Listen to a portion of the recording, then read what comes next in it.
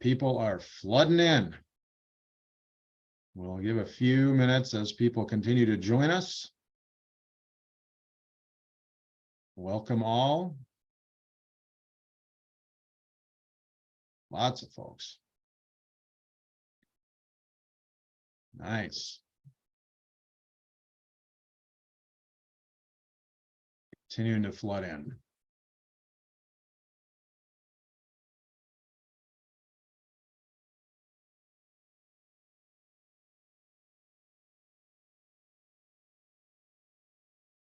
More folks.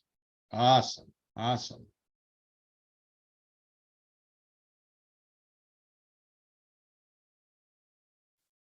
Well, good morning, Crossroads Nation. My name is Skip Nelson. I am a financial advisor with Thrivent Financial and will be your host here today. We are so excited to have you. We've got a great morning plan as people continue to stream in.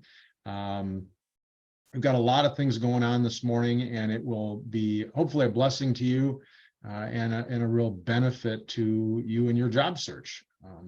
I've been through job search myself, and I found this program at Grace Crossroads to be incredibly helpful in that.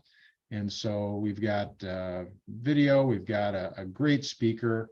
Derek Sussner is going to be talking about branding, which is really important because the product for you in job search is you. And the better we can brand ourselves, the more effectively we'll be able to move through the process and land that dream job we're all hoping to get.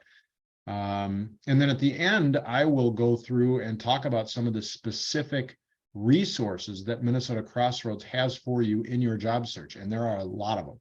I had started my own company out of college and ran it for 30 years. So I didn't have any idea about resources. I didn't even know how to look for a job. And so we've got a lot of really good stuff for you. So stay around at the end, and we'll also actually talk about how you can get your own copy of this book called How Long, O Lord, How Long? By Dale Kreinkamp, a devotional for job transition. And in fact, I'm going to start by referencing one of the elements of the book. And because one of the problems that I had in my job transition, again, having never gone through it before, was I found that I was prideful and I was a bit embarrassed, even though it was my own choice to be done with my company and to transition into something else. But I thought, well, gosh, what are people going to think? Are they going to think my company failed, or I'm a failure, or whatever? And I really, it inhibited me as far as even letting people know I was looking. I don't know if you felt that way, but I certainly did. And it was just totally in my own head, particularly with COVID. Goodness gracious, we all know people that have been in job transition, and it had nothing to do with job performance or that they weren't good at what they did. It was COVID. It was the company made changes. It was management change or whatever. And frequently that's the case. It didn't have anything to do with performance, and people know that. And so they're not going to think less of you because you're in job transition. And so the thing that I found also is that it takes time. That was one of my big prayerful things, is like, I know God's got a plan, but it'd be nice to get the memo, right? How long is this going to take? My goodness. Or, what is the process going to be? Well, a lot of times we don't know exactly what the process is going to be. But that's part of our faith is just leaning into God, and that he does have a plan. But the point is, it takes time. And while for us, it's 24 hours a day, that's all we're thinking about is landing and networking and interviewing and redoing my resume or whatever. For the people in our lives, they have their lives. They've got kids and work and whatever. And so they may step up and be really engaged with us at the beginning when they first hear we're in job transition, but then they kind of fall back into their lives. But for us, we're still 24/7 thinking about it. They're not. And so a lot of it is just being willing to stay in touch with the people in our network. There's a lot of people in job transition that have found it incredibly helpful to do a little newsletter and send it out maybe on a monthly basis of just, hey, this is where I'm at. Yep, still in job transition. These are some of my targeted companies that I'm looking for. Do you have any contacts at those? And I've had some great interviews. And this is an area that I'm looking I'm looking at going more into hospitality. And I'd love anybody to network anybody in that area or whatever. But just something simple on a monthly basis that you can inform people. I'm still looking, even though you've gone back into your lives. Here's kind of what I'm looking, help them help you. What are your targeted companies? What people are you looking to get connected with? And you'll find it's really helpful. And a lot of times it also helps beyond that is that it's encouraging to you. They'll be like, well, hey, I'm still praying for you, or they'll have words of encouragement or whatever, because you are continuing to let them know that you're still looking. And so the pride thing I found kind of, again, inhibited me in a lot of ways. Certainly I initially thought, oh, I wouldn't want to do a newsletter or anything. It's just trumpeting what a failure I am and why I'm not working. And again, people don't look at it that way. But Proverbs 29:23 says, pride brings the person low, but the lowly in spirit gain honor.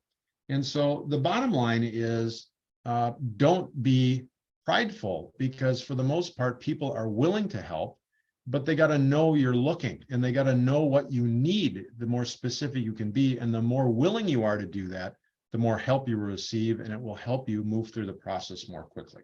So let me just close that in a word of prayer. If you join me. Kind Heavenly Father, thank you for today. Thank you for the resources of Derek and Kathy Lee and Minnesota Crossroads. And just thank you for every person on this call, Lord. They all have needs, spoken and unspoken, Lord, and they all have talents that you have blessed them with. We know that you don't make junk. Every person here has got value, and they have a great position that will benefit from them.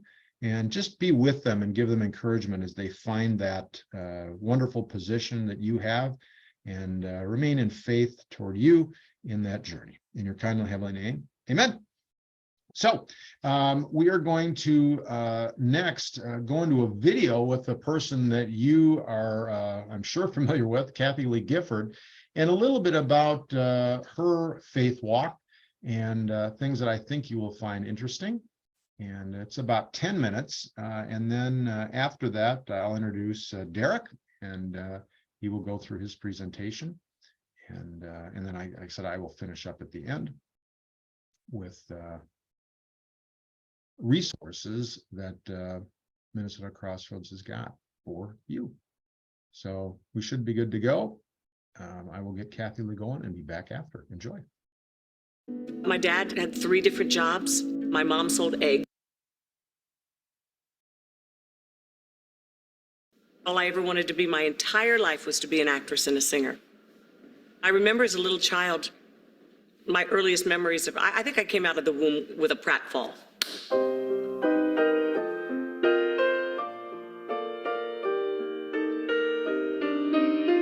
I wrote a letter to Walt Disney when I was like 6 years old. And I said, I know you love Annette Funicello, and I know you love Haley Mills, but you really need to meet me. I was a very audacious little girl, and I said, I'm known for my expressions. I was already me then. I was already me. I just had a lifetime ahead to discover how to express it. I was born in Paris, France, but I grew up in Maryland. My dad had 3 different jobs. My mom sold eggs door to door, so it's not as if I grew up with privilege, but I was privileged to have parents like I had. I hated it when my mother called me in to do homework, or my father came to find me because I was putting on shows. Years later, as a 12-year-old girl, I walked into a movie theater to see a movie called The Restless One. It was the first movie that the Billy Graham organization had put out. And I remember when the movie was over, there was a sort of an altar call. Would anybody like to come forward and give their life to Jesus? And I couldn't get up fast enough. My brother says, whoa, whoa, whoa, you're not going to. I said, well, then you better take me. You better go with me, because I'm going down there. I'm going down that aisle. It was the greatest decision I ever made in my entire life.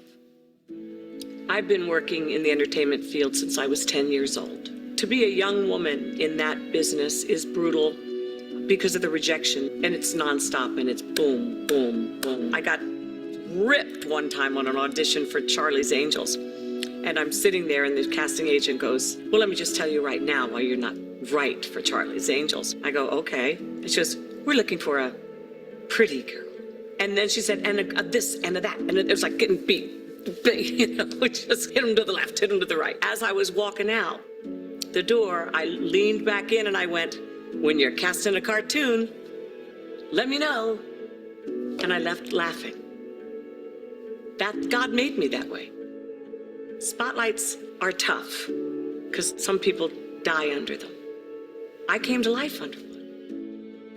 I remember I went to a school once that I was very, very unhappy in because I felt like I was trying to be cookie cutter. They were trying to make all of us look alike, sound alike, think alike. And I said, that's the exact opposite of what God wants us to do. God wants us to sing our own song, write our own story, put on our own show. That's the joy of living. I may admire another person, but I don't want to be that person and miss out on being me. That's the adventure of a lifetime.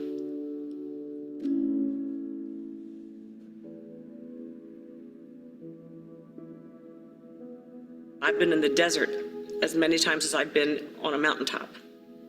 But I've learned my deepest lessons from the deserts, for sure. I was married for a short time when I was quite young. It was a huge mistake, tremendously unhappy time in my life. And I thought I'd never, ever find joy in a marriage. I came to New York. While I was in New York, I met a man named Frank Gifford. After a 4-year friendship, we fell in love. And from that 29-year-old marriage, I got the 2 greatest gifts I've ever known in my whole life, my son Cody and my daughter Cassidy. God took something horrible in my life and wove it into something beyond belief beautiful. Other times I was accused of ugly things that were not true, that I ran sweatshops for God's sake. All I've ever done in my entire life has been an advocate for children. It was a very dark, dark, dark period for me. But you know what happened from that? God put me to work. So what God did was he said, okay, Kathy, it's unjust what you've been accused of. But why don't you get your eyes off you for a minute and look at the unjust conditions around the world. Maybe you didn't cause it, but people are doing that to other human beings and you need to care about it.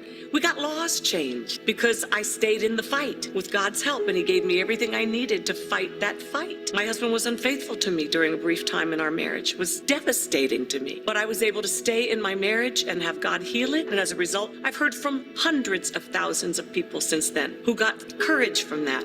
Courage to forgive their husbands or their wives. Courage to keep their families together. Not everybody does, but I've heard from hundreds of thousands of people through the years who did.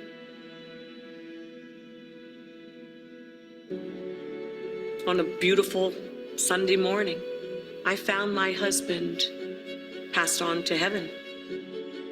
The look on my husband's face was this. And from that moment on, I had the peace that passes all understanding. He saw Jesus, and Jesus took his breath away. My son then came and helped me try to revive him. He had the same peace. We've all had it since. We've had our sad moments of missing him. But you don't find somebody under those circumstances and find yourself rejoicing even as you're holding your dead, that's what they are, your dead loved one. I was rejoicing. My tears were tears of joy. And I couldn't bear to think about, oh, I lost, woe is me, I'm a widow. No, I'm so grateful that Frank is exactly where he's supposed to be. My biggest struggle at this point in my life is loneliness. I've lost my parents, my husband is gone now, and my children live far away from me. I still live in the same big house where we made a gazillion million memories. And there are times when I am overwhelmed by loneliness. But I've discovered that if I just keep thinking about what I've lost, I don't pay any attention to what I still have. I don't want to live my life in hopelessness. I've been there. That's a town I've been to, hopelessness.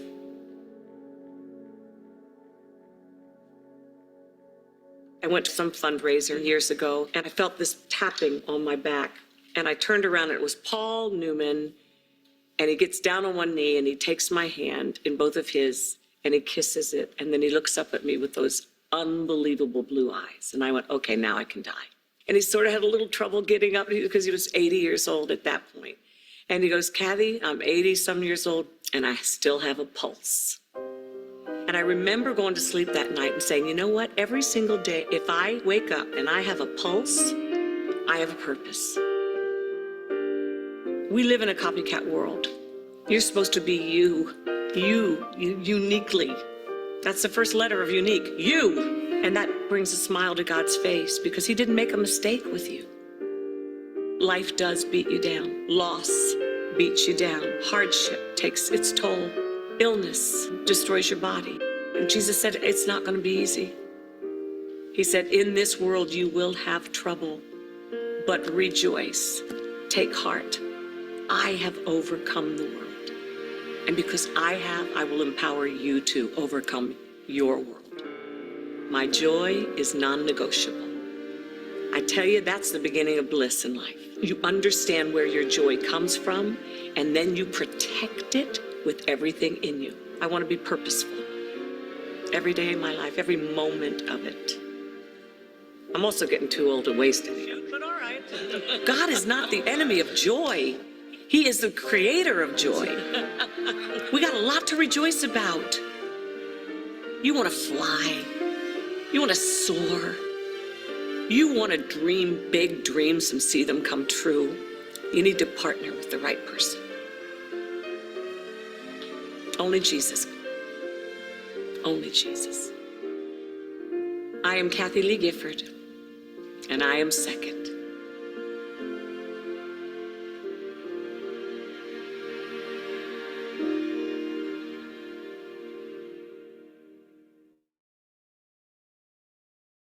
Wow, quite a message, quite a journey. We all have a journey, right? And a lot of times the journey, we don't know what it is, but God knows.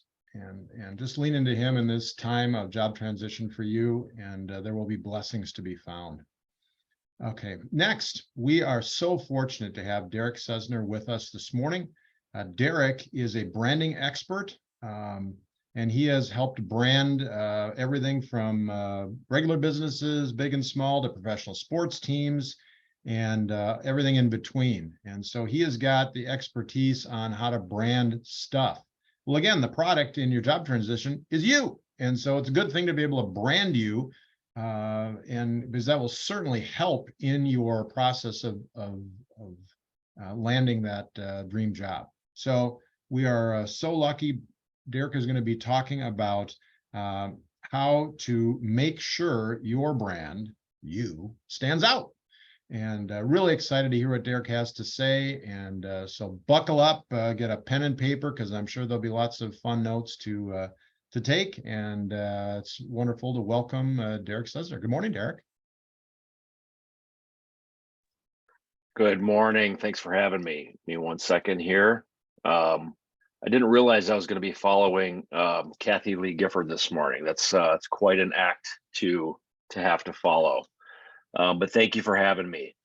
I'm going to pretend like I can see you, and then we'll keep this kind of rather conversational. And we're going to talk about you, like Harry said, you and your messaging and your story and how to tell it. In business, people are looking to attract customers. They're looking to close on opportunities so that ultimately they can grow their company. But when you're hunting for that next role, the next job that you're in search for, and you're actually looking to attract employers and find what will be the right opportunity and the right fit for you so that you can land this new role. One of the key things to job search is to make sure that you stand out in the crowd of people that are vying for that same position. For you to be one of the people that rises to the top, that captures somebody's interest, is obviously critical. And for you to do that, people need to understand you, what it is that you do, and how you and your skill set helps the person who's looking to fill that role, helps them solve a problem, helps them capture an opportunity. So that means you need to get your story right. You need to get your messaging right. So being able to describe what you do is critical in standing out. You get asked this question at networking events. If we were all in person this morning, we would be, shaking hands, introducing ourselves, and you'd have that, brief moment to answer that question that somebody would be absolutely be asking you. You're getting asked this by your prospective employer, And you're also being asked this question by every person that reads your LinkedIn page. People tend to answer the what you do question a variety of ways, and usually with a way that's not effective.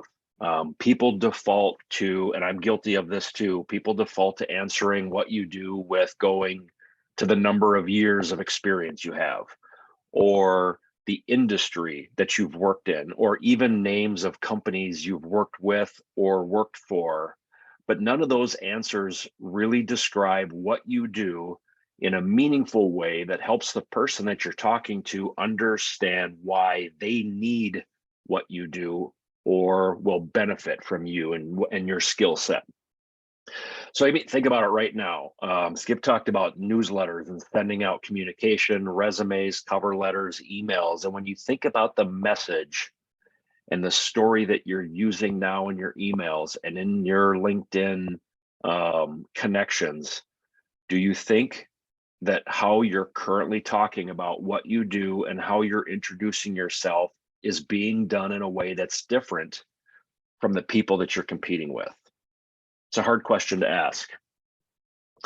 So as a couple of examples of what I'm talking about, I'm going to share a few website examples for a couple of businesses. So this is the homepage for a customer that we have worked with. And in the area that we call the above the fold, basically, if you're on a laptop and you pull up somebody's website, anything that you can see on that screen is the prime real estate in a website. And for this company, even though the word insurance is in the name of their business under their logo and the photo of their building is gorgeous, they're not taking advantage of the opportunity to tell you who's visiting this website what they do, what kind of insurance problems they solve, which would certainly reassure the visitor that they're in the right place and they found the right organization. If you think about your LinkedIn page, which would be the equivalent of a company's website, as a rule, you have about 5 seconds. If it takes somebody reviewing your newsletter introduction longer than 5 seconds to really figure out who you are and to understand what it is that you offer, then there's a good chance you're going to lose that visitor. Here's another example of a website that doesn't effectively say what they do. This is the former homepage of a company that we've worked with that did have a message. It says, helping customers realize their full potential. Well, the word consulting is already a challenging word to define. Consulting can be, can have the whole what do you do, and consulting as an answer can go a lot of different ways. So without, again, spending more than 5, 6, 7 seconds and scrolling and reading, I can't tell quickly or clearly what full potential means or how it applies to me. So in this case, they've gone too broad and too vague and not clear enough. And while this website does have a lot of messaging, they don't say what they do in the header area either. Another company that we've done some work with, and to find out what they do, you have to dig through lots and lots of copy and lots of links and buttons. The problem is people are busy, and if somebody is, whether it's the HR person or if it's me who's getting resumes for creatives on my desk, I just don't have the time to spend more than a handful of seconds on each resume or each link that comes in or note to me. So what we end up doing by default, all of us, is skimming. Just like how you read a newspaper or how you scroll through your emails on your website, you skim for the information that jumps to the top, that helps you get as much of an understanding as you can to then decide if you want to read some more. My favorite author in the marketing space is Seth Godin, and he had a great quote that says, "We all have a story problem. All of us do." And for the most part, what he means is that we're not doing a good job of assembling a story that other people can understand.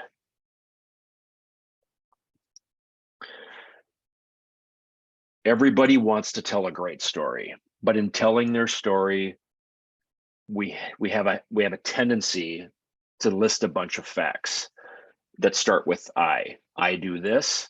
I've worked at these places. I've worked with these companies. In other words, I, or me. The irony is that to tell a really good story is to realize that that story is actually not about you.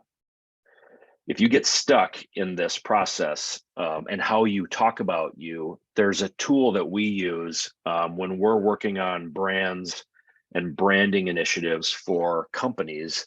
Within that initiative, in the messaging component, and even in the understanding the client deeply and helping the client understand their customers and what their customers are looking for, there's a great tool that can help called StoryBrand. I'm probably small on the screen, but boy, if you could see my book, my copy of it, you'd see all kinds of sticky notes all over the place. It was written by a gentleman named Donald Miller, specifically to help businesses write more effective marketing messaging. And I believe that the framework that he sets up and the tools are completely and equally as effective in helping write your own personal messaging, your own brand's elevator speech, so to speak. Your story is actually about the person you're talking to, your potential employer, and how their lives or jobs or roles will be bettered by you, your skills, and your expertise. So when you lead with, I do this, or I do that, or I've done this, we end up positioning ourselves in storytelling terms as the hero in the story. And in storytelling terms, until the hero, if you think of a favorite movie, until the hero overcomes the obstacle or the challenge that the movie starts with and transforms into that, final place that they were trying to get to, at the beginning, the hero is actually a weak character in the story. And so to tell a story that our customers, that our audience, that the person on the other side of our desk will better listen to, that will engage them and respond to, is actually to position them as the hero. It sounds simple, but it's a shift, it's a flip. It's a shift compared to the way that I think we've all either been trained or inherently ended up approaching messaging and how we talk about what we do.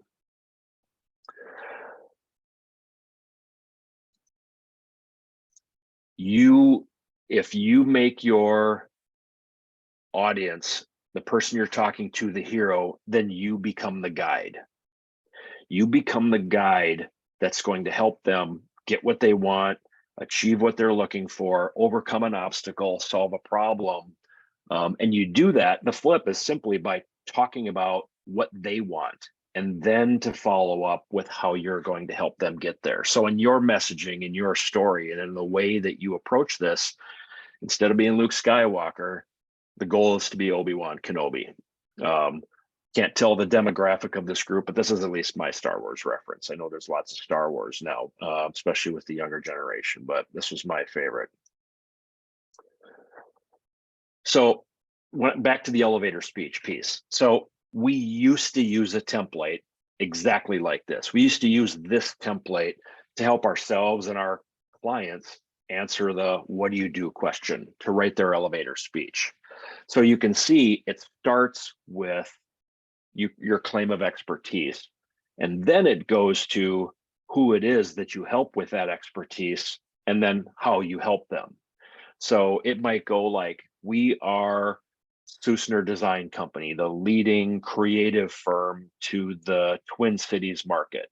We help sports organizations to grow their businesses and capture more market share. It's kind of a mouthful. So that's a quick example. I'll show you an actual elevator speech of ours that we used to use. I'm going to read this. 𝙬╗ specializes in revitalizing brands that have changed objectives, ceased to grow, evolved to new markets, or faded over time. As a leading design firm, we deliver creative solutions that renew identities to connect with, reconnect with, or expand audiences.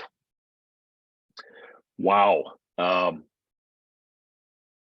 that's a lot. It's actually kind of embarrassing, having gone through this process for ourselves and trying to get better at telling our own story. I mean, this isn't clear.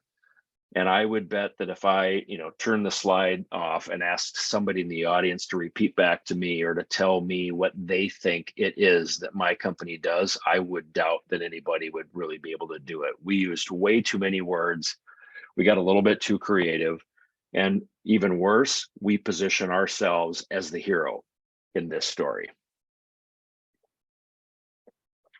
What StoryBrand does, and it's just a framework, it's an approach. But my favorite part of it is what Donald Miller refers to as the one-liner. I think of this as the elevator speech, and he has a framework that's composed of 3 parts that helps you start to write this message in this effective way. So the first part is the problem. Think about the problem that the person that you're talking to is probably facing. The second then is the solution that you provide. I mean, you are the solution, but you're coming in with a skill set and experience that will help them solve that problem. And then the third component is to describe or paint a picture of the success that they're actually going to achieve if they work with you, if they hire you. Problem, solution, and then success. So nowhere in this introductory cadence did it talk about my expertise or how great I am or where I've worked. That becomes part 2. So using that approach, here's the new version that we wrote for ourselves using the StoryBrand framework. Many brands get lost in the crowd. So there's the problem statement. 𝙬╗ works with marketing leaders to help their brands communicate what they stand for, differentiate from their competition, and engage their audiences to grow their business. So we've weaved in the solution and we've ended with ultimately the success statement, which is to grow their business. We then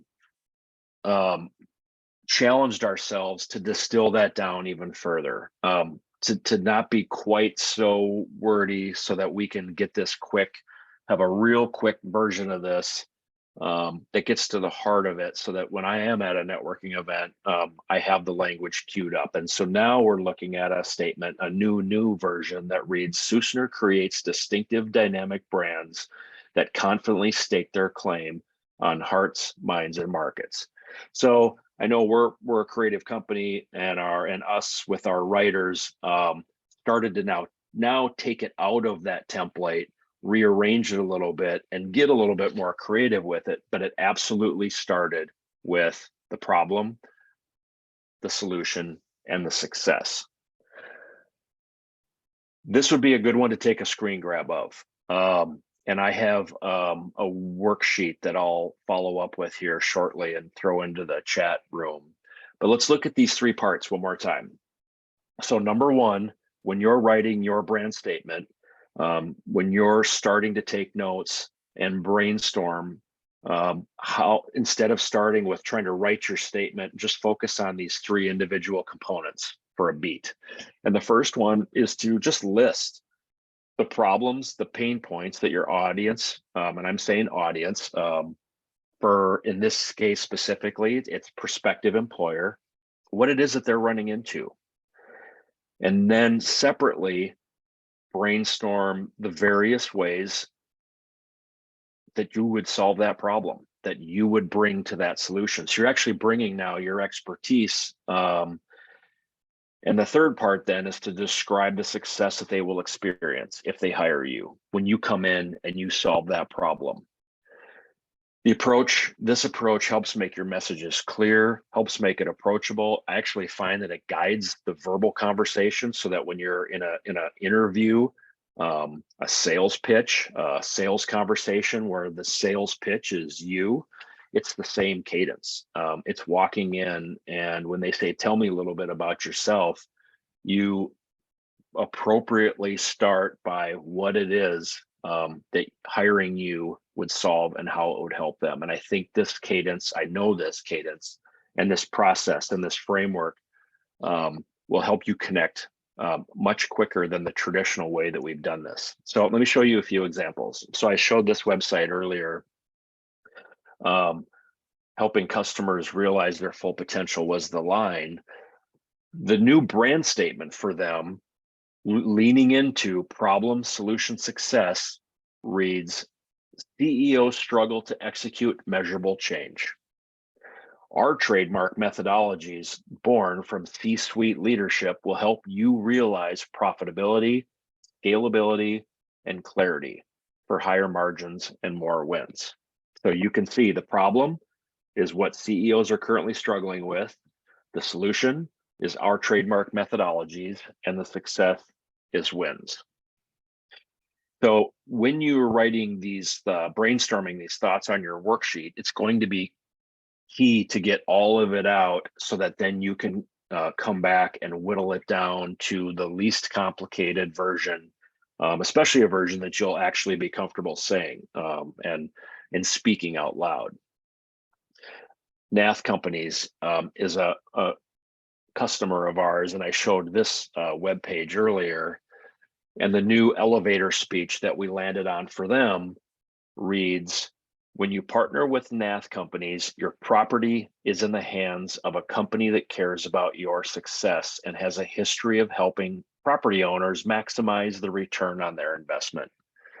So imagine if you, as an individual, has expertise in the property management space, you could literally replace the word Nath Companies with your name. And this type of cadence would help you with that introductory story that you would tell.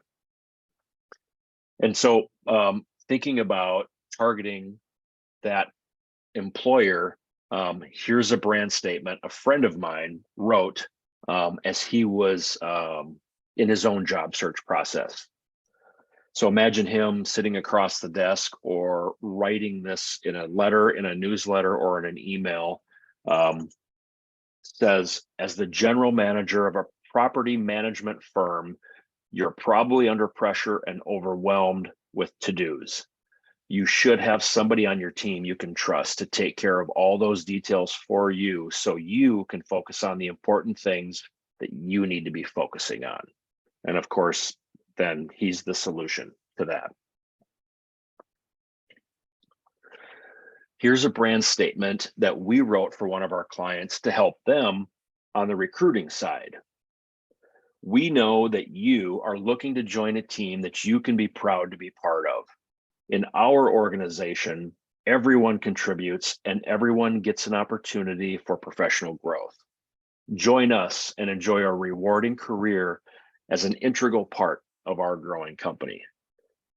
So you can see in these various brand statements and elevator pitches and one-liners, as StoryBrand would call them, you can see how flexible the approach is, how the framework can apply both as the company speaking to customers, as the company speaking to recruit new employees, and to you speaking back to them as you're looking for that job search. It's a great, effective, and relatively simple tool. So I put together a worksheet based on the StoryBrand book. I would highly recommend you grab the book also. It's an easy read, super applicable, tactical, and really of all the business books that I've read, one of the ones that was hit me the hardest, and it was easy. It's a lot easier to read than Traction, for example. So I put together a worksheet for you that distills these steps down into a into a template or a worksheet so that if you are brainstorming these different components of problem, solution, success, and then how to weave that together, hopefully that helps. And then I reference on the worksheet the pages in the book that this comes from, in case that would be helpful for you. So when I'm wrapping up, I'll post this in the chat. I'll also share this with Skip and Harry. You can always email me too, and I'd be happy to send you a copy. So I want to dig into StoryBrand for a second. If you read the book, or if you've read the book, Donald Miller, who is trained as a writer, as a screenwriter, and as a storyteller, gets deep into the components of the storytelling process. And one of the things that he outlines is that there are 4 levels of problems. So when we talk about problem, solution, and success, within problems specifically, there's 4 types. But there are 2 types that I think are the 2 that you should be focusing on. And those are the external problem and the internal problem that your audience, that the person you are talking to faces. So the external problem is the physical, tangible thing that's getting in the way of what they want. That could be that for me as the employer looking to fill a role, finding the right hire is hard. That's external. I don't have enough time in my day to devote to interviewing all of these great applicants. It's very, very physical, tangible, and these are the external problems.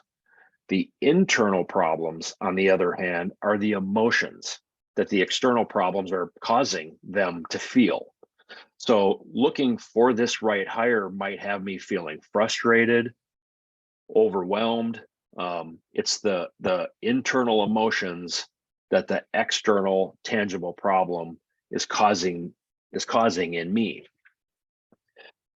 People make the mistake of describing what they do in terms of helping the external problems, but often fail to address the internal problems, when the fact is, from a marketing standpoint, people are much more apt to buy a solution to their internal problems than their external problems. When you're working on these, keep in mind that the best approach for you may be to lean in, and if at a minimum to include the emotional side of the problem that the person that you're talking to is running into. If you can explain how you benefit your audience or solve their internal problems, that gets you one step closer to becoming their guide. So I have an example of what an external problem is. I don't have a green thumb.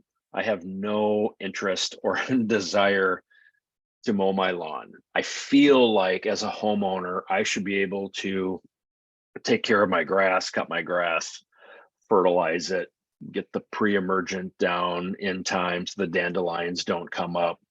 And there are just other things that I would rather be doing. But my neighbor Dave, on one side of me, loves mowing his lawn. He's actually mowed his lawn already. 2 nights ago, I was outside and he's mowing his lawn. And I don't even know if grass is actually, growing yet. So Dave loves it. I know he loves it. Nobody would spend as much time outside on his lawn as Dave does if he didn't love it.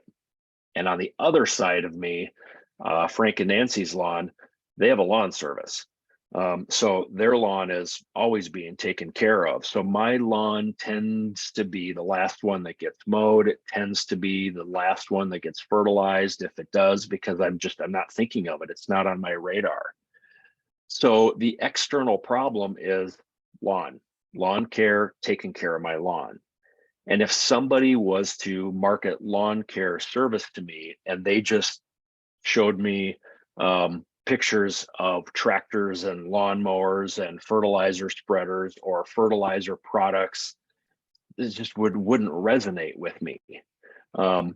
But if they what ultimately, so what did I do? I hired a lawn care service because I was frustrated and frankly embarrassed by being, the last lawn on the block to be taken care of, to have the brownest of all the grass.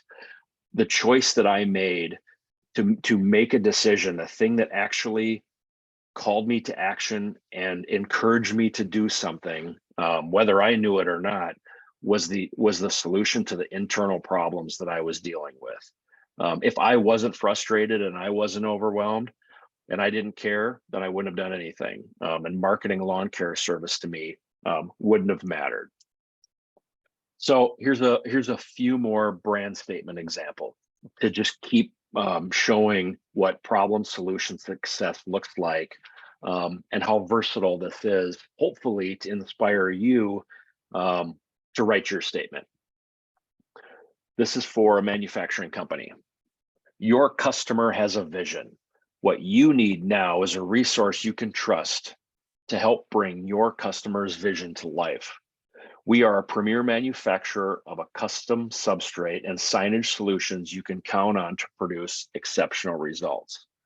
So we're not avoiding talking about our expertise. We're not avoiding adding the authority to the statement that gives the person that we're talking to a reason to trust us. In this case, we said the word premier, but we're not leading with it. We're leading with what that person's, what's going to connect with that person the quickest and the fastest. This is an elevator speech for a mental health organization that we work with. So note, problem, solution, success.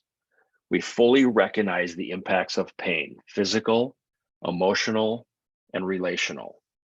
We specialize in teaching you the skills to remove your pain from the spotlight. There's better life ahead. A little bit of a different approach, different tone, different attitude, of course, but the framework is still the same. And another example of a messaging helping a company that we're working with in their recruiting efforts. As a major corporation, it can be hard to win everyone's trust. But when you treat your employees as if they were your customer, they feel valued and know the impact they have on the company's future. So this is a message that we wrote for a corporation who was having a hard time attracting the type of people that they wanted. And this was one of the messages that they use now within their overall recruiting strategy, to kind of think about it from a sales standpoint. You're looking for that next opportunity, but the people that are looking to fill that opportunity oftentimes are just as challenged and anxious and frustrated as you are. So it's really a two-way street. And one more, if I was looking to hire somebody, here's a statement that would capture my attention. If somebody wrote this to me versus starting with the more templated approach that I typically get. If somebody said, as the creative director, you were pulled in way too many directions. You could hire more people, but this eats into the profit you work so hard to build. As a fractional project manager, I will complement your existing team, expand your resources, and provide the assistance you need so you can go back to focusing on growing your business. Something like that would be completely outside of anything else that I receive in any sort of emails or resumes that people send to me. This would absolutely stand out. A little bit more behind the scenes. This is what the story brand framework looks like. If you wanted to get into, even writing more of a story to help you fill out more of it, you can see that it's really thinking about, first and foremost, what does your audience want? What are those external and internal problems that are preventing them from getting what they want? And then the introduction of you as the guide to them being the hero, and you become the guide by talking about what they want, by empathizing, or making sure that there's a sentiment of you understand what it is that they're challenged with, and then to follow up with your expertise, and what it is that gives them a reason to trust you. If you really wanted a deeper dive into this, there's a tool that StoryBrand has called a brand script, and you'll find it in the book. And you can also access this in an online version, and I believe it's still free at mystorybrand.com.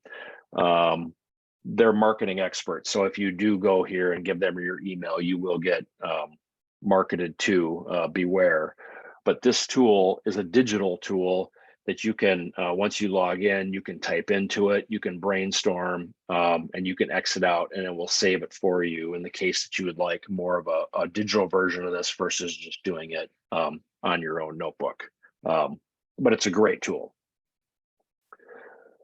So once you've written this message, once you've crafted your communication, your story, your elevator speech, then it's time to put it into action.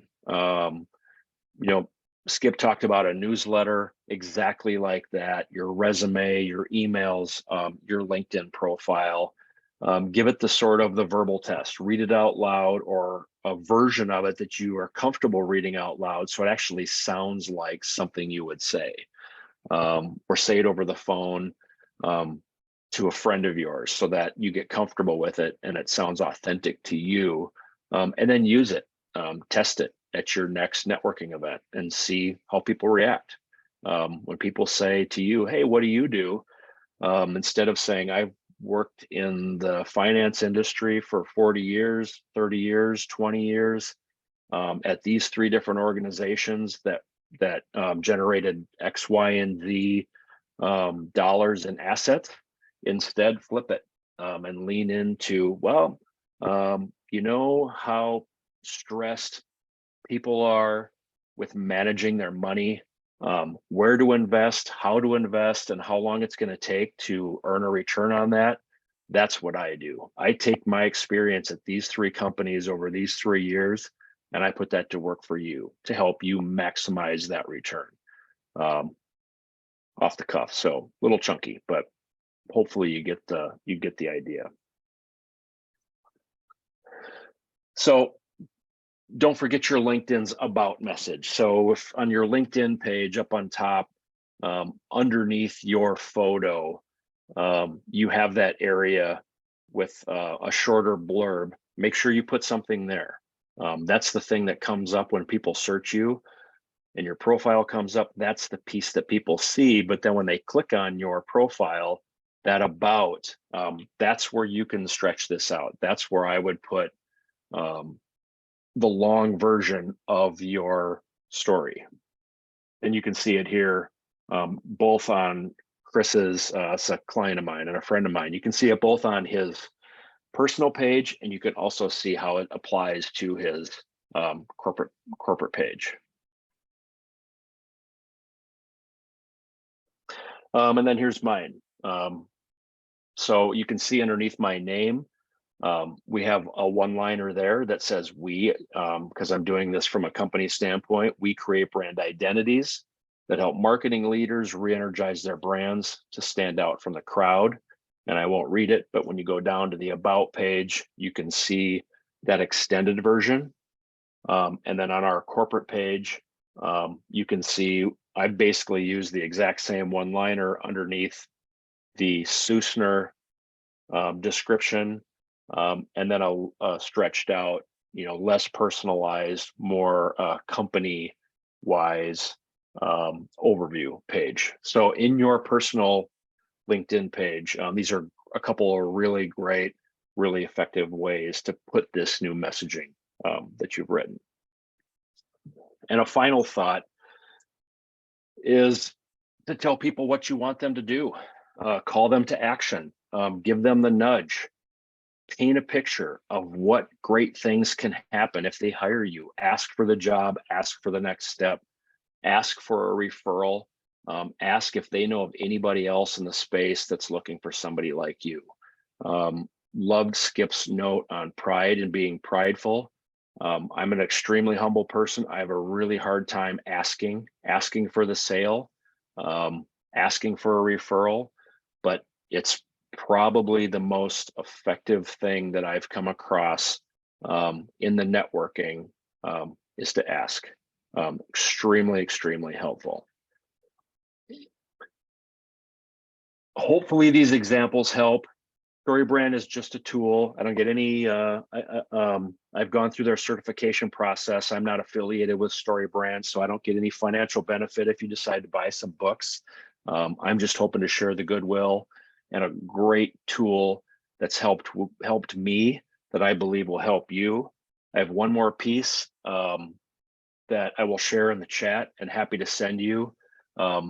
In addition to that brand statement worksheet, we have what we call a brand review workbook. This is a PDF that we use when we start working with a business. It's a handful, I think 10 different questions that we ask that not only helps us understand the business that we're talking to, but sometimes helps them gather thoughts in one place.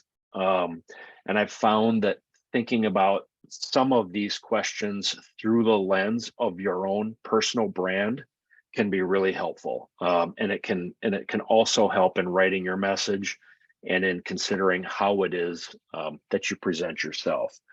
So that when you land this next job, when you land this great new role, especially as a CEO or CMO in that marketing role, who ultimately then needs help with that organization's brand, then give me a call. We would be happy to help. You can also download this workbook from our website. Last, one of my favorite quotes from Dr. Seuss: "Here's to standing out from the crowd and to landing that dream job." Thanks again for having me. I'm going to stop sharing. I'm going to put these two documents in the chat. And with any time we have left before Skip goes to wrap, I would be happy to field a few questions. Wow. Holy smokes, Derek. I talked about taking notes. I think I ran out of ink. That was phenomenal. I ordered the book while you were speaking. I can't wait to read it. That is great information, and how it ties so directly to folks in job transition. Because it's all about standing out, right? Why should they hire certain person as opposed to another person? There's a lot of good folks out there, and that is just such powerful information. So we do have a few minutes, folks. If you do have questions, now you've got the man, the legend, right here to answer your questions. Derek is willing to do so. So just go into chat and please ask whatever question. I'm getting a lot of awesome, thank you, holy smokes, that was great. A lot of great comments. Somebody did ask if there's a recording of the workshop. It will be available. Crossroads has a YouTube channel, MN Crossroads. And so just go on that within the next few days. It will be posted there so you can watch it and take notes. I know I'm going to rewatch it again. Thank you for great presentation. Message is clear. Examples very helpful. Excellent. Thank you. Looking forward to reviewing the resources mentioned. Jamie said, good morning, Jamie. Jamie said, I assume you need to create a new brand statement for each role or person you speak with, question mark? Yeah, I think that's a great comment. I think for yourself, I think you could have an umbrella statement. You can keep it overview and broad enough, specific to you and the majority of the people that you're talking to. But yes, I mean, if you're talking with somebody at an HR level who isn't necessarily it's more of the gatekeeper that you need to get through, or if you're talking with, then the message to that gatekeeper might need to be massaged a little bit, versus when you get a chance to actually interface directly with the person that might be your direct report. if you're talking to a board of directors or a CEO versus a CFO, what a CFO, the CEO and the CFO both want to grow the business, but they're both motivated by different ways to do that within their role. So yes, I would, as much as you can. I don't think it has to be dramatic, but I think the more you can kind of craft that message more and more specifically to the person you're talking to, the more they'll relate to that message and help you cut through the clutter of everybody else that they're talking to quicker. Great. Thank you, Derek. That helps. Other questions, please, now's your time to ask them.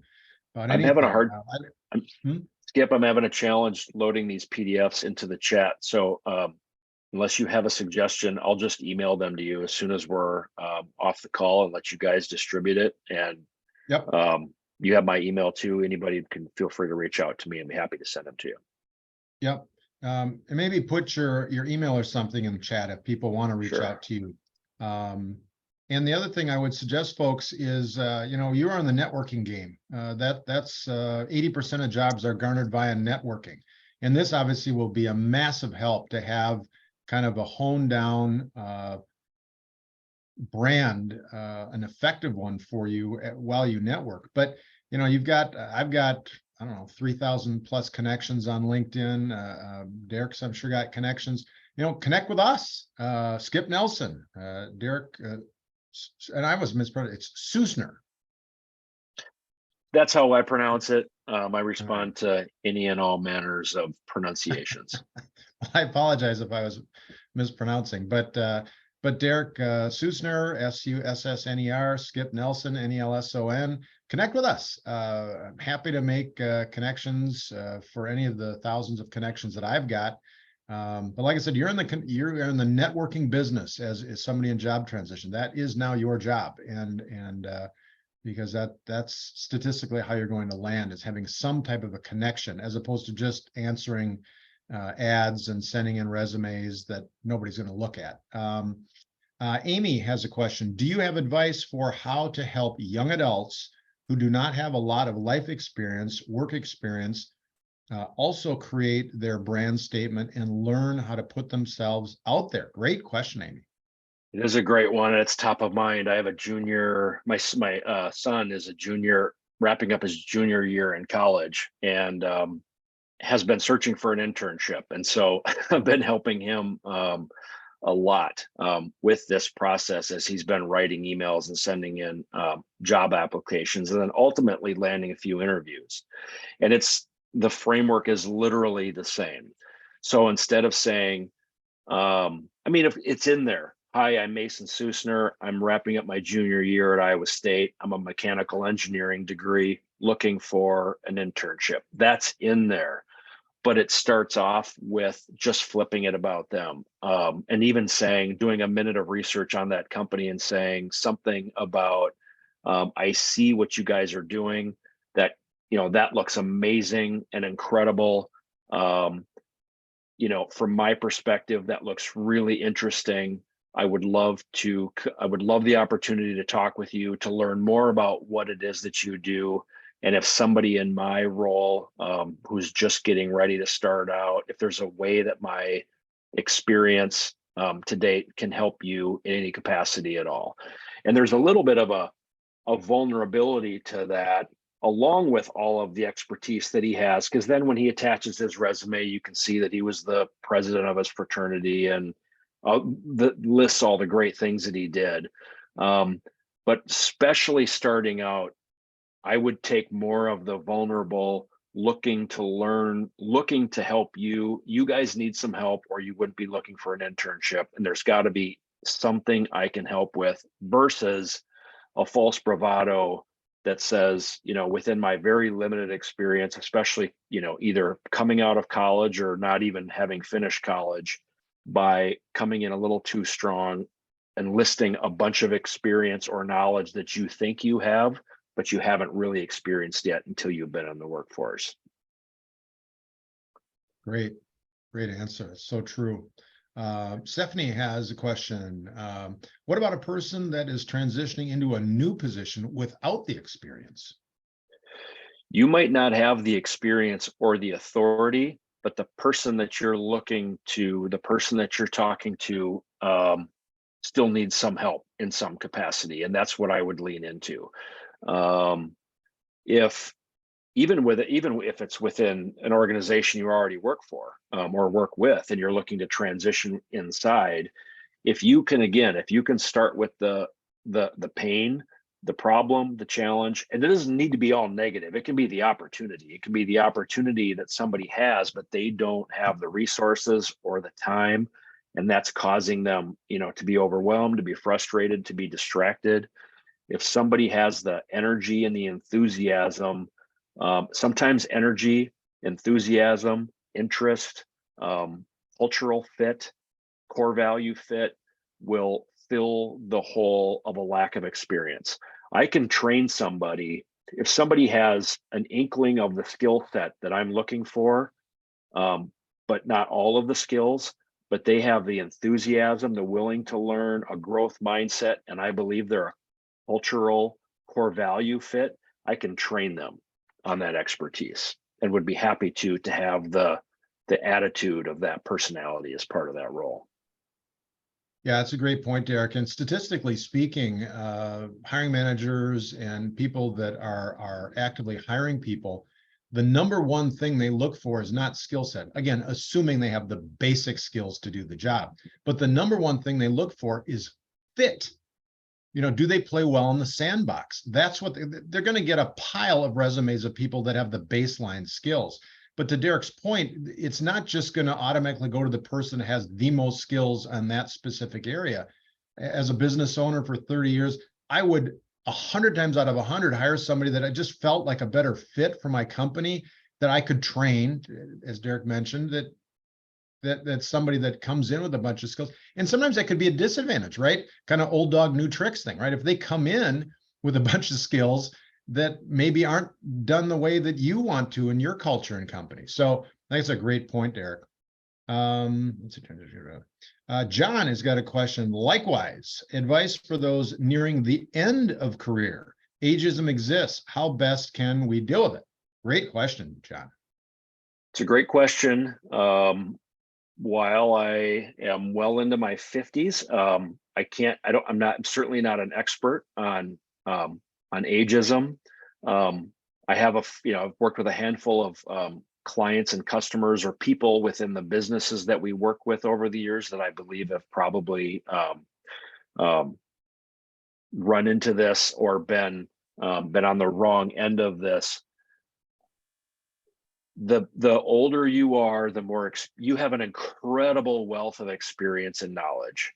And I think if you, the challenge is going to be, or that what I've seen can be, is especially as if you're going to have to overcome the perception of being overqualified, too expensive, and that you're going to be stuck, like Skip, you said this, or stuck in a process of the way that it's been, and that you're going to come in and try to challenge me to change the way that we do it to the way that you've done it. Or if I hire you and you have more experience than me, I'm going to be concerned that you're going to come after my job.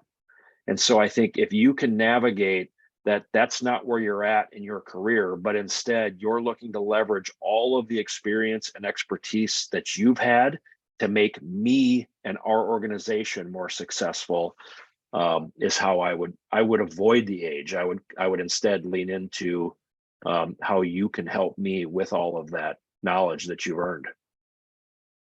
That's a great point, Derek. And I run into that too. One thing I can speak to is I'm old. So I've got that. And when I was in a job transition at 50, I had that concern. And the reality is, as Derek has referenced, you focus on the things that not what you don't have, but what you do have. And if you can come in and say, if they're hiring a 30-year-old, they're going to be job hopping, they're going to be looking for their next job, growing in their career, padding their resume. You're not. You're beyond that. So you're going to be solid. If you find a good position, you probably are there till you literally retire. So that's an advantage. Also, to come in and saying, you know, I've got experience and I love to mentor. I love to bring others along with me. That's very appealing to a prospective person hiring you. So you have things to offer too. They might be different, but focus on that.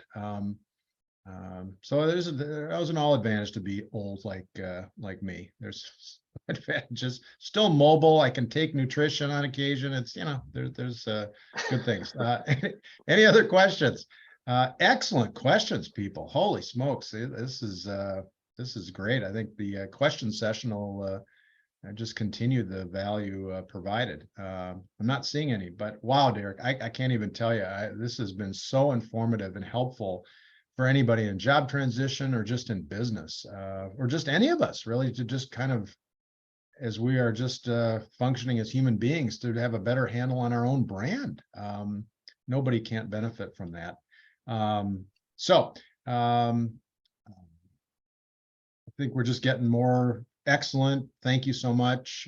Comments. So the questions are done, but I will echo the many comments that we've gotten, Derek. Thank you so much for this incredible message. And I got one more here. Any prime inspirers, mentoring, May the fourth, may the force be with you. may the fourth be with you. Today is May 4th, so it's an insider Star Wars that I'm all on board. May the fourth be with you. I like it. I like it. So think about how Obi-Wan Kenobi was Luke's guide. Luke got what he wanted, blew up the Death Star, and then in the next Star Wars movie, it started all over again. Luke went back to being the hero, and then Yoda came in to become the guide. So if you watch movies like that, you'll see the hero and the guide relationship in most of them. So let's flip that for how we talk about ourselves. Okay. Oh, we got just right under the wire here. Vivian had a question. What would be a good brand statement for a fundraising position, i.e. VP of Philanthropy and Partnerships? I get how hard and laborious and challenging it is to raise money. People have other interests, other things that they are devoted to, and where they spend their money and decide to donate to is critical and emotional to them. That's why I like to lean into my expertise working at X, Y, and Z company or organization where our nonprofit raised X amount of money to support this cause, fill in the blank.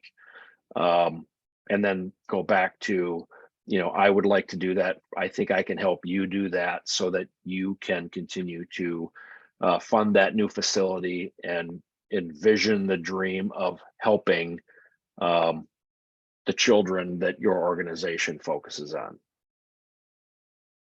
Awesome. Excellent. Excellent. Well, that hopefully that's helpful, Vivian. And again, thank you everybody for just excellent questions. And ultimately, thank you, Derek. This has been wonderful. Great message, and will help many, many folks. And so we really, really appreciate your time. So thank you. Enjoy the rest of your day. Thanks, everybody. Good luck. Thank you. So I will dive into resources for you in job transition. And again, there are many that Minnesota Crossroads has for you. When I was in job transition, I'd never looked for a job. And so it was all new to me. And so there's no reason to go on this alone. You're not alone. And so as we dive in, we've got 3 churches that we affiliate with in Minnesota Crossroads. We're based at Grace Church in Eden Prairie, but also with Woodbury Lutheran and North Heights Lutheran in Arden Hills. And when we're in person, we had in-person meetings in all those groups. We've been virtual since COVID, and I would love to get back to in-person, hopefully sooner rather than later. But as for right now, we will still be virtual. And for those of you that are not in Minnesota, throw into chat where you are joining us from. We've gotten people advantage to virtual is we have people literally joining us from all over the world, other countries, certainly other states. So if you're not in Minnesota, just be interested, throw into chat where you're joining us from. But something that is really good for you to have in your, is the MN Crossroads site, because on LinkedIn and such, there are there's a job board, jobs being posted. There's alumni that have been through the program that are currently working that throw in tips and things. So it's just really a great resource for you to access at MN Crossroads. Also, there are weekly opportunities for you in your job transition. Immediately following this presentation, every Thursday at 9 o'clock, 9 to 11, is a networking group called Networking with Grace, led by Wes Roper and Wes Tang. Great group. You sign up for it on the same site you signed up for this webinar. And the nice thing about it is then you are then provided a roster with everybody's contact information. So you have a bunch of other people you can network with, and don't be thrown. But some people say, well, why would I want to network with other people that are looking for jobs? They're not employed either. Well, it doesn't matter. They've all got contacts. You don't know if their neighbor or their cousin or somebody just in their network is at the company that you have targeted, or maybe is a hiring person at the company you have targeted. So everybody is a valuable potential networking partner, regardless of whether they're working or not. So it's just a great way to make connections with a lot of folks, and you just go in and have some targeted companies, hopefully specific, that you have a specific ask. And I'm looking for contacts at Target and Cargill, and everybody gets on LinkedIn and tries to connect you and help you network into your dream job.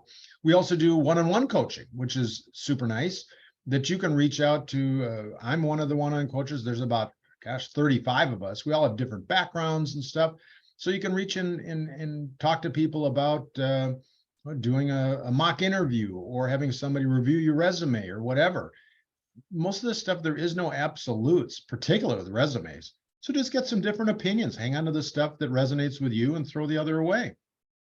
But it's just another perspective and ways to get specific questions of yours answered. We're also big fans of prayer. And so there are people praying for you, even if you don't realize it. They are praying over all the folks in the Grace Crossroads group. But if you have specific prayer requests, please reach out and let us know. We would love to do so.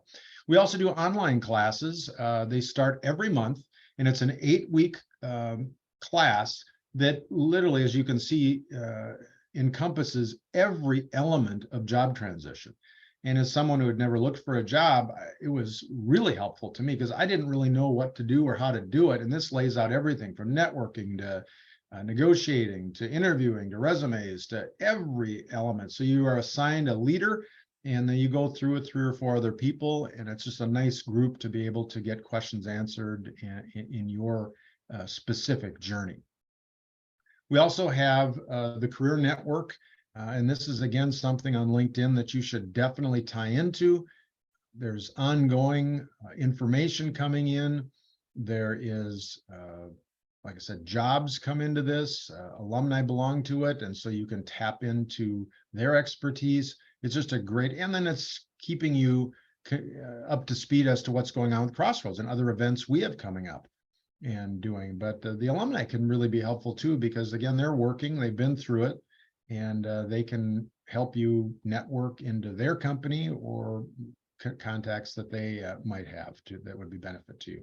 As I mentioned, we have a YouTube channel, and it is a fantastic resource for you that most of the presentations, like the one you saw here today, are on the YouTube channel. And so you can scroll through it and look at the different presentations and the subjects, and get some popcorn and curl up on a Friday night and watch movies of these network YouTube workshops. I'm kidding. That probably not. All right, they're really good, maybe not quite that good, but Maybe it's not a Friday night with popcorn thing, but it is a treasure chest of information and great stuff like you heard today from Derek. My goodness. And so you can pick and choose whatever subjects are most interesting to you and get more information that way. But it's a great resource available whenever you want it. Another resource is I'm very thrilled and privileged that my company, 𝙈𝙘 Financial, has had a long history relationship with Minnesota Crossroads. And we've been supporters of the wonderful things that 𝙎𝙪𝙧𝙚 and the entire organization do. And I'm thrilled to continue to do that. They asked me to put together some workshops, which I do. They are offered the first, second, and third Tuesday of the month on financial issues and retirement issues and just market issues, just a variety of different topics that are helpful really to anyone, but certainly those in job transition. So if you would have interest in that, again, sign up on the same site you signed up for this. And we would love to see you on Tuesday. So don't hesitate to reach out in that regard.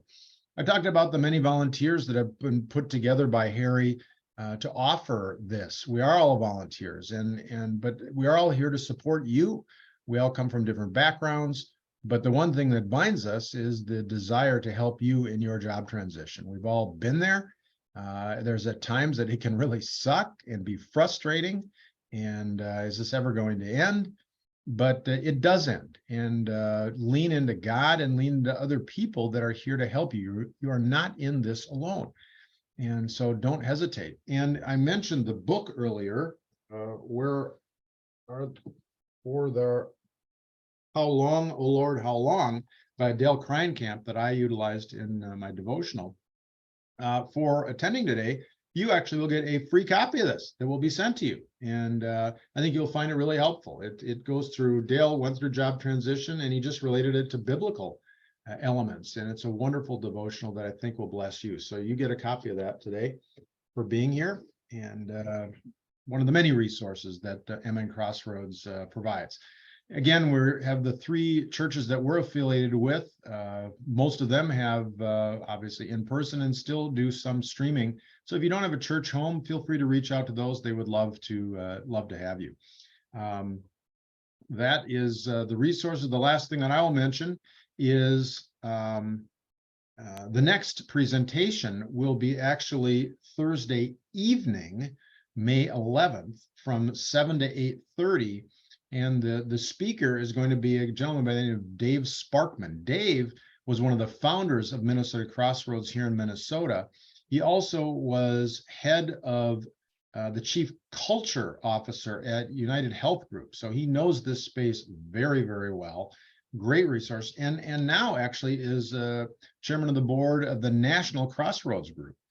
Which is Crossroads is something that locally is here at Grace Church in Eden Prairie, but it is a national organization that it goes across the country. And so he is a wonderful resource, and he will be speaking on determine a cultural fit. What we're referencing. Again, it's all about fit. And he knows that that's what he focused on at United Health Group. So great resource. Again, next Thursday, May 11th from 7 to 8:30. So hopefully you've been blessed by today. It's been wonderful having you. You are, again, not alone. We have a lot of resources and people here to help you in your job search. So lean into that, lean into the Lord. He's got a plan for you, and it is better than the one you can imagine. And the process can be frustrating because it doesn't always unfold the way we think it should. But I've seen so many times where it ends up unfolding way better than we can imagine ourselves. So that will happen for you. Blessings on your continued search. And we look forward to seeing you down the road at another Crossroads event. Enjoy the day.